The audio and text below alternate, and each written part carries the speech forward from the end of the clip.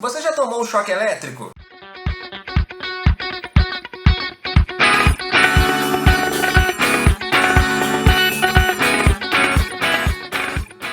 É isso aí, pessoal. Bom dia, boa tarde, boa noite. Olha eu de volta aqui. Então nós vamos dar continuidade ao assunto que nós estávamos falando aí no vídeo passado. Nós começamos a falar aí da questão do início, de eletrônica. Então, se você não assistiu, dá uma olhada lá, tem muita coisa importante lá. Dando continuidade aqui do que a gente estava tratando, nesse vídeo aí nós vamos estar falando aí de algo muito importante, perigoso, que você precisa ter aí um pouco mais de tendência na sua vida para que você não tenha essa surpresa desagradável. Então eu tô falando de choque elétrico, tá? Então isso aí não é uma brincadeira, tá? Isso você tem que tomar muito cuidado, tem que ter os equipamentos corretos no manuseio, porque lembrando, nós vamos trabalhar com um equipamento eletrônico, então esse equipamento eletrônico está passando corrente elétrica nele, então tem que ter um cuidado muito grande para que você não tenha nenhum tipo de surpresa desagradável. Então vamos lá. Então o que é o choque elétrico? No vídeo passado a gente estava falando aí dos condutores e a gente desvendou aí o mistério aí que o nosso corpo ele é condutor. Por que o nosso corpo é condutor? O nosso corpo ele tem aí a maior parte da constituição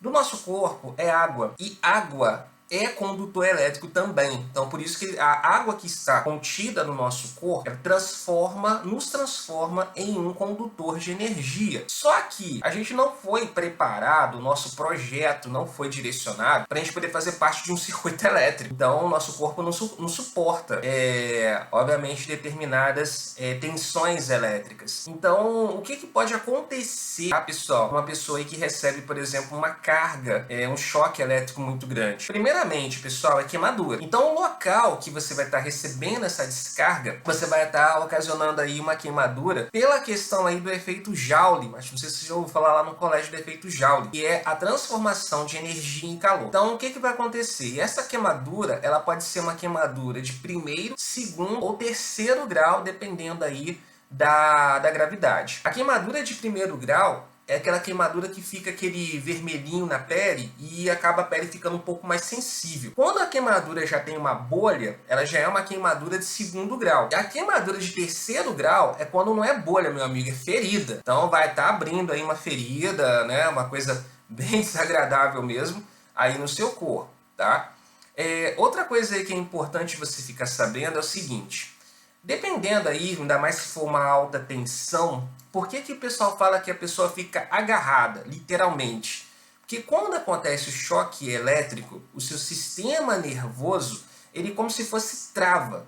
E você não consegue ter um movimento do músculo para poder tentar se soltar. Então quando você toca, quando a pessoa toca algum objeto, né, algum fio desencapado ou algum objeto energizado, esse objeto, sendo um condutor e dependendo da qualidade desse condutor, ele vai potencializar esse choque elétrico. E nisso, quando a pessoa pega, segura, ela fica agarrada, ela não consegue abrir a mão. E ali ela vai ficar agarrada até transformar uma queimadura de primeiro a terceiro grau.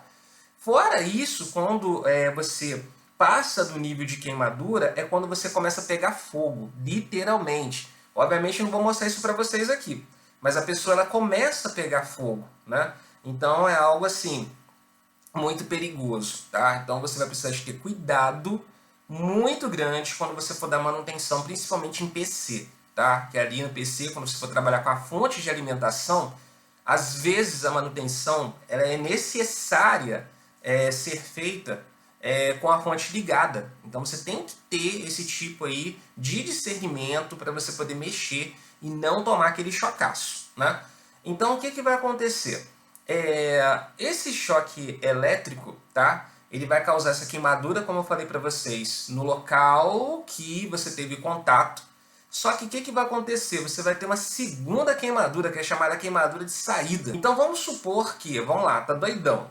Uma pessoa está descalça e botou a mão num fio desencapado. A queimadura vai acontecer na mão, que é o local que ela tocou. Essa energia vai passar por ela e geralmente a próxima queimadura, que é a queimadura de saída, vai acontecer nos pés. Tá? Então tem que tomar esse cuidado muito grande. Okay? Então o choque elétrico é causado por conta disso, né? Ou o choque ele pode ser direcionado para o equipamento quando acontece uma sobrecarga de energia naquele circuito. Então todo cuidado é pouco. Então quando você for trabalhar com o computador, a não ser que tenha necessidade de fazer o teste com ele ligado, sempre verifique se o cabo de energia está desconectado do computador. Ah, eu desliguei ele na tomada. Não, tira o cabo de energia para que você possa ter certeza que está desligado. Em caso de notebook, nunca faça manutenção com a bateria conectada, porque a bateria retém energia. Então, se você tiver com a bateria conectada no equipamento, ele está energizado. Então, a primeira coisa que você tem que fazer numa manutenção de notebook é retirar a bateria do equipamento para que você possa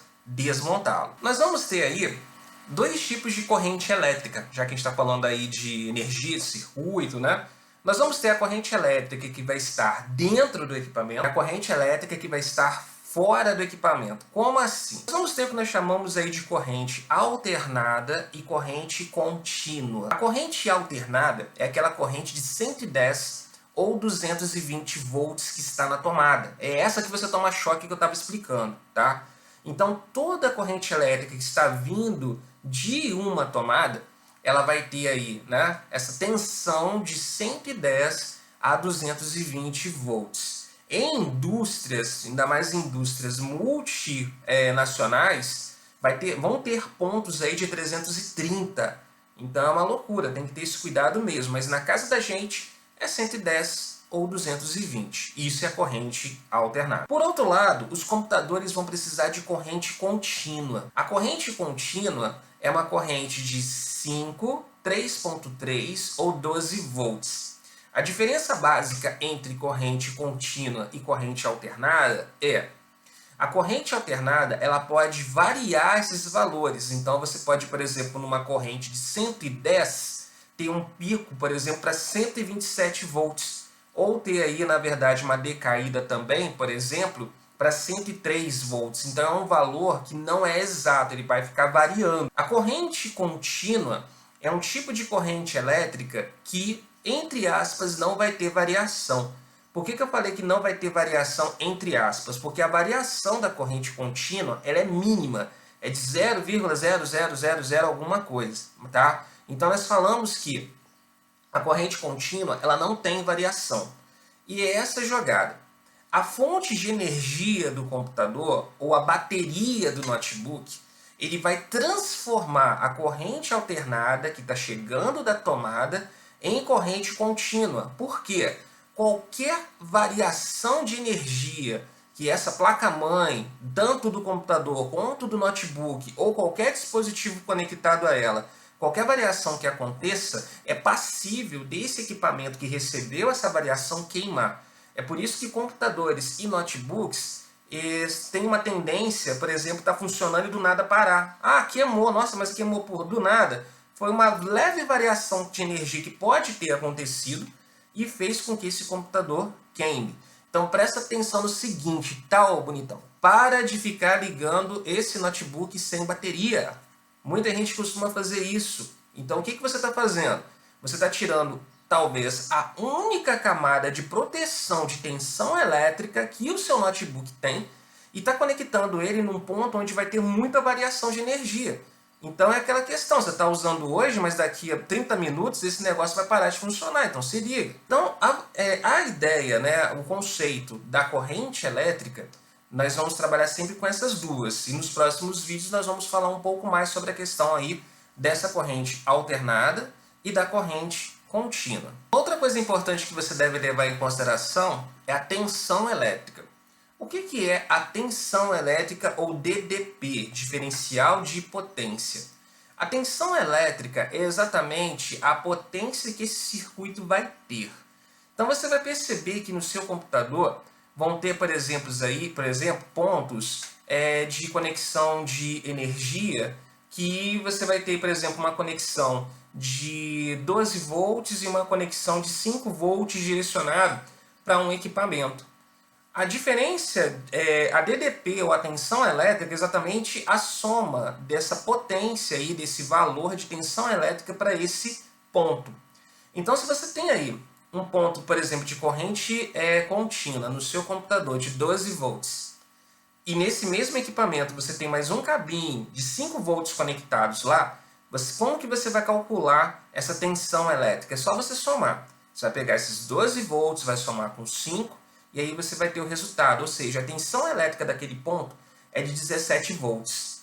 Então, você vai ter que entender um outro detalhe que nós chamamos de subtensão e sobretensão. Subtensão lembra de subterrâneo. Toda vez que você vai parar, que você vê uma placa escrito subterrâneo, você desce, tá abaixo do nível da terra.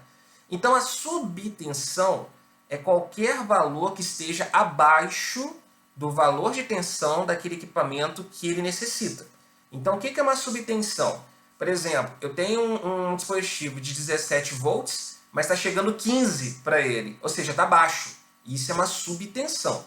A subtensão vai fazer com que o equipamento não ligue ou simplesmente não funcione da maneira correta. A sobretensão, lembra do seguinte, sobreloja.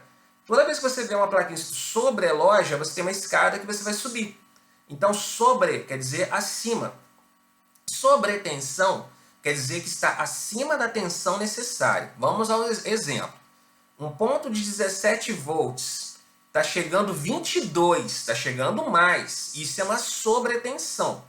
Para um computador ou um notebook, a sobretensão ela é mais fatal do que a subtensão. Porque a sobretensão, como está acontecendo uma sobrecarga, está vindo mais, o equipamento ele não aguenta. É aí que ele queima. Então, a maioria dos equipamentos que queimam, aconteceu uma sobretensão. Uma curiosidade de poder falar para vocês sobre as fontes de energia, né? Então, uma ideia bem bacana aí é a questão das energias renováveis.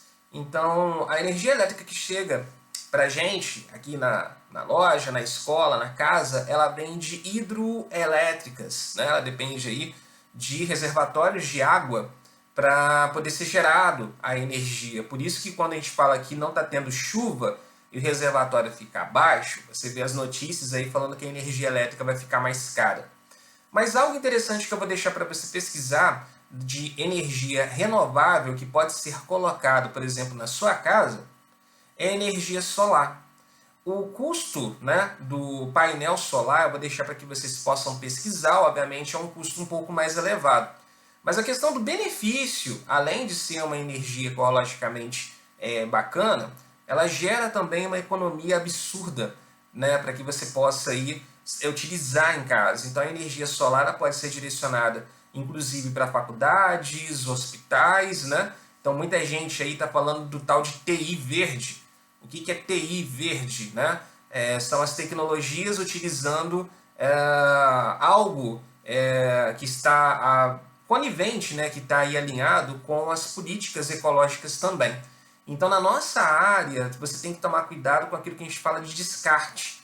Então uma pilha, uma peça de computador, pelo fato de ter chumbo, não é interessante você colocar junto com lixo orgânico.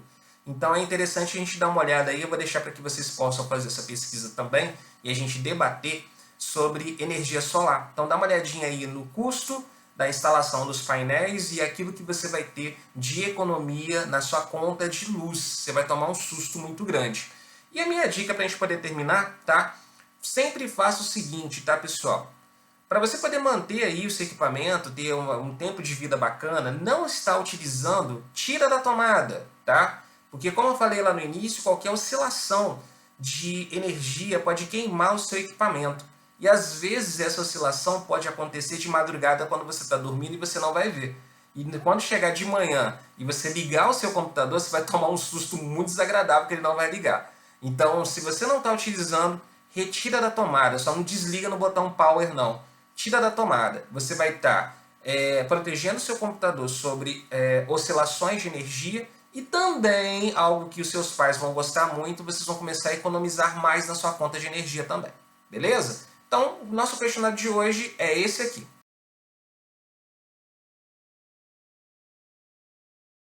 Então é isso aí, pessoal. Eu espero vocês no nosso próximo conteúdo e um grande abraço para você. Valeu, tchau, tchau.